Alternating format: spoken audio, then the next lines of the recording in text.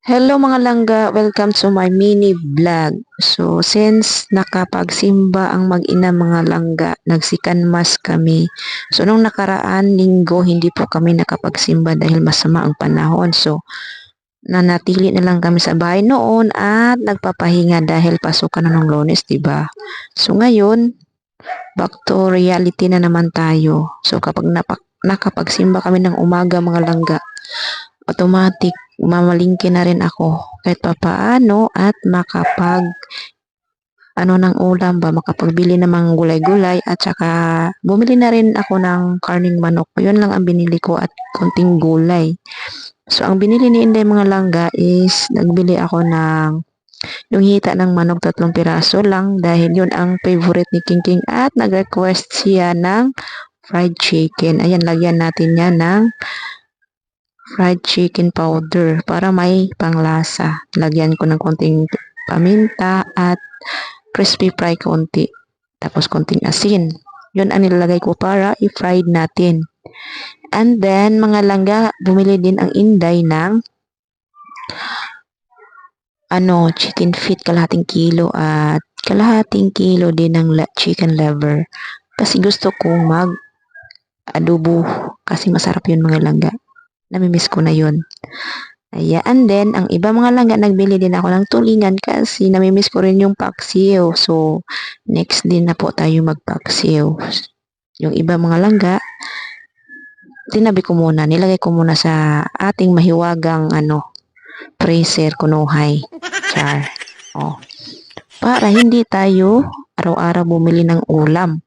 At tama din akong lumabas mga langga. Minsan kapag meron dito maglako ng isda, kukuha na rin ako kapag magandang isda tapos nagustuhan ko rin, nakuha na rin ako. Kapag mayroong ditong naglako ba o may nagsuroy dag mga isda, kuha ng Inday mga langga kay tamaran mo kahit magawas. So kinahanglan nga naadpud tay pundo nga sudan kay para dili ta sige gawas ba kay kapuyan mga tamaran ra bata.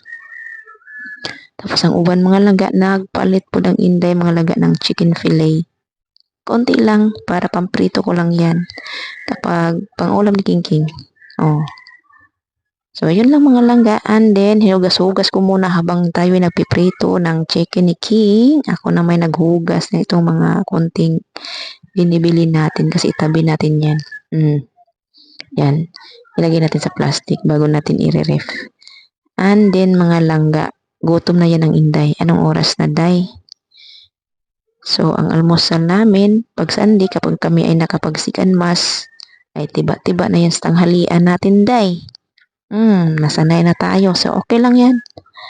And then, naluto naman yung pagkaluto yung chicken ni King King, pinapauna ko na siya. Kasi magluto pa ako sa aking chicken feet at chicken liver. Yes. So, iba-iba kami ng ulam. Hindi na. Pero, kaya nga, mga langga, kasi hindi ko pinapakain si King na muna ng chicken feet dahil grade 1 pa lang siya. Naniwala talaga ako sa mga kasabihan ba sa mga tatanda kapag pinapakain mo yung bata ng paa ng manok. Ayan. Yung sulat nila ay parang ba? Iwan ko. Tulad sa akin mga langga, ang pangit kasi ng sulat ko kasi ayaw kong magaya si King. Ang sinulat ko parang sinulat ng doktor na hindi nakapasa ng 10 exam. Tapos, pagkatapos mga langga, hinihiwa-hiwa ko na yung tulingan na binili natin. Ini-slice ko yan na maliit. 3 piraso lang. Yan yung lang. Yung parang braso ng bata. Ang tama-tama lang yung tawag nito. Katamtaman nyo lang ang laki. Ang size niya pala. Pagkatapos nila mga langga, ginawa ko mga langga, ay nagtira ako sa maliit na hinati-hati ko pala. Hinati ko lang yan nagkuha lang ako ng ilang piraso para pamprito ko. Tapos the rest, pang natin yan, pang paksiw natin. Itabi natin yan. Sunod araw. Okay. Ay, ganon tayo mga langga, no? I-divide ko mga langga ba? Para maabutan ng 1 linggo. Uy, 1 linggo. Ito. Hindi yan naabutan ng 1 linggo, ha? Joke lang yun. Kasi pag may naglako nito ng isda, kukuha naman rin ng Inday yung langga. Ayan. Pagkatapos din kakain na tayo pag maluto yung niluto nating